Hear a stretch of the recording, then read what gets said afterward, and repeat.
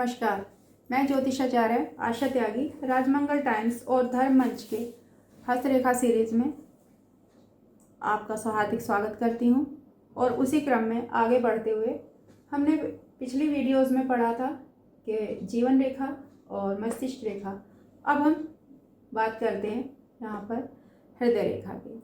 हृदय रेखा जो है किसी भी मस्तिष्क रेखा की तरह ही बहुत महत्वपूर्ण है और यह रेखा प्रेम, सहानुभूति, स्नेह, मित्रता और द्वेष, ईर्ष्या आदि के बारे में बताती है। कौन व्यक्ति कितना ईर्ष्यालु है, कितना सहानुभूति किसी के प्रति रखता है, या वो एक अच्छा मित्र हो सकता है या नहीं हो सकता है, और प्रेम के प्रति कितना सजग है, कितना सच्चा है।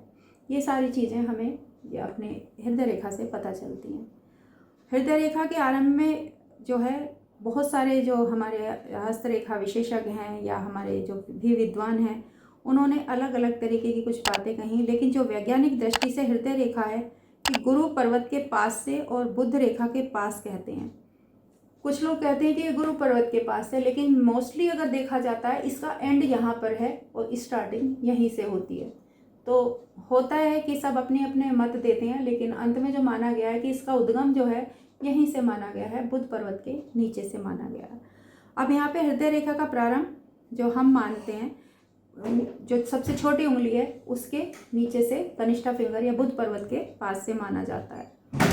दूसरी ये इसका जो विकास है वो यहाँ तक हो सकता है, विस्तार यहाँ शनि पर्वत तक या शनि फिंगर तक हो सकता है, और ये यहाँ पर आकर 2 पार्ट्स में डिवाइड भी हो सकती है गुरु पर्वत पर।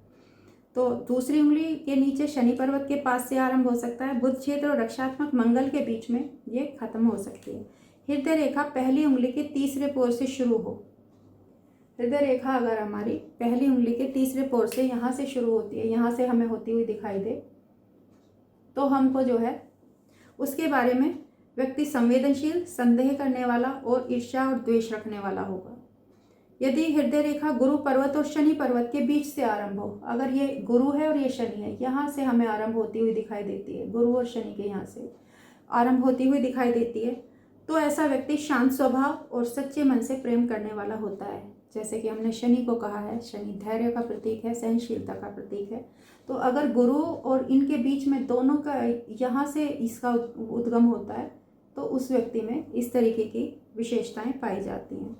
वो किसी को प्रेम करता है तो बहुत सच्चे मन से करता है और बहुत पवित्रता के साथ करता है। छल कपट या ईर्ष्या वाले भाव उसके मन में नहीं होते हैं। जैसे होता है किसी चीज़ को हासिल कर लेने वाला, तो उस इंसान के अंदर हासिल करने के विचार नहीं होते हैं, उसको निभाने की भावना उसमें ज़्यादा होती है।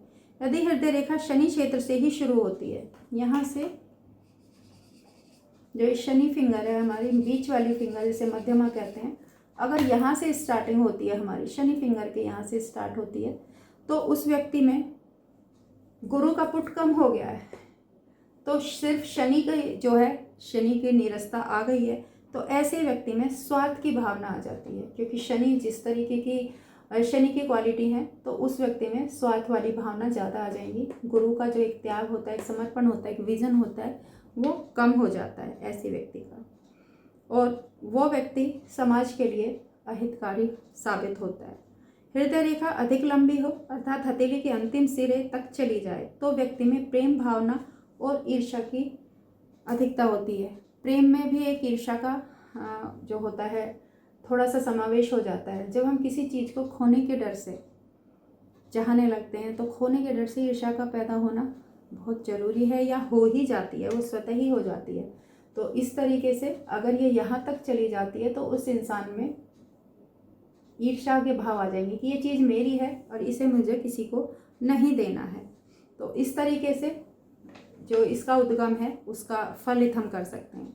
हृदय रेखा और मस्तिष्क रेखा अगर निकट हो, तो मन के कार्य में विचारों का हस्तक्षेप आ जाता है। जैसे हमने पिछले कहा था, यहाँ पे माइंड लाइन, अगर यहाँ पे इसमें और इसमें दोनों में डिफरेंस कम हो जाए, इन दोनों के बीच का डिफरेंस ये कम हो जाएगा, तो वहाँ दिल और दिमाग दोनों का एक दूसरे में हस्तक्षेप आ जाता है। किसी भी काम को करते हैं हम, तो मन के काम में विचारों का हस्तक्षेप हमेशा रहता है। हृदय रेखा अगर छिन्न भिन्न हो, जैसे बीच से ये कट फिट हो, बीच में से हल्की है फिर डार्क है फिर इस तरीके से हो, तो ऐसे में प्रेम में निराशा मिलती है। ऐसे रेखा शनि क्षेत्र के नीचे टूटी हो, अगर यहाँ पर टूट गई तो निश्चित ही प्रेम में उसको धोखा मिलेगा या हताशा मिलेगी। अगर सूर्य क्षेत्र के नीचे यहाँ पर जैसे मैंने दिखाया, यहाँ सूर्य पर्वत है कि सूर्य के क्षेत्र के नीचे अगर टूटी हुई है तो आत्मसम्मान के कारण प्रेम संबंध में बाधा आती है। जैसे होता है सोशल स्टेटस के कारण, ईगो के कारण प्रेम संबंधों का टूटना हमें यहाँ पे दिखाई देता है कि अगर सूर्य पर्वत के नीचे ये रेखा यहाँ पर टूट जाती है। बुध क्षेत्र के नीचे टूटी हो तो ये बुध पर्वत है, अगर यहाँ पे ये टूटी हुई है तो व्यक्ति की मूर्खतापूर्ण, जैसे होता है ना हाश टॉक करना, बिना अनर्गल बातें करना, बिना वजह की बातों नहीं होना, तो बात में से बात अगर निकलती चली जाएगी तो सामने वाला जो है वो हताश होगी कि इसकी तो IQ बिल्कुल 0 है। तो वो अपनी मूर्खतापूर्ण बातों के कारण प्रेम में धोखा खाएगा या प्रेम संबंधों में कटुता लाता है। कुछ भी बोलना, सामने वाले को ये एहसास ही नहीं करना कि तेरे इस शब्द से, तेरे इस स्टेटमेंट से सामने वाले पर क्या प्रतिकूल असर पड़ेगा। तो ऐसे में हमें वाणी के कारण प्रेम में कटुता का सामना करना पड़ता है। दूसरा, हृदय रेखा का हथेली के आर पार न होना दर्शाता है कि व्यक्ति में घनिष्ठ प्रेम संबंध स्थापित करने की क्षमता नहीं है। क्योंकि बहुत छोटी सी ही इस तरीके से हृदय रेखा हो किसी की, बहुत छोटा सा उसका वो हो, तो वो इंसान जो है किसी के प्रति प्रेम निभा भी नहीं पाता, प्रेम जता भी नहीं पाता और प्रेम कर भी नहीं पाता। और जब वो कर नहीं पाता, जो ये दुनिया गिव एंड टेक पर चलती है, तो उसे प्रेम मिल भी नहीं पाता। तो ऐसे व्यक्ति जो होते हैं, जैसे कहते हैं कि मुझे तो किसी से ट्रू लव हुआ ही नहीं, मुझे तो वो वाला प्यार हुआ ही नहीं, तो हम देख सकते हैं कि उसकी जो मस्तिष्क रेखा का तो एक अलग वो था, हृदय रेखा का जो विस्तार है वो बहुत कमी के साथ है। तो मस्तिष्क रेखा के साथ साथ कि मेरे मन में विचार तो आते हैं लेकिन मैं दिल से उसे निभा पाता हूँ, दिमाग से उसे निभा पाता हूँ, दोनों ही रेखाओं का एक बहुत महत्वपूर्ण रोल हमारे लाइफ में होता है। हृदय रेखा अगर टूटी फूटी हो तो ऐसा व्यक्ति अपने ट्रू लव को खो देता है।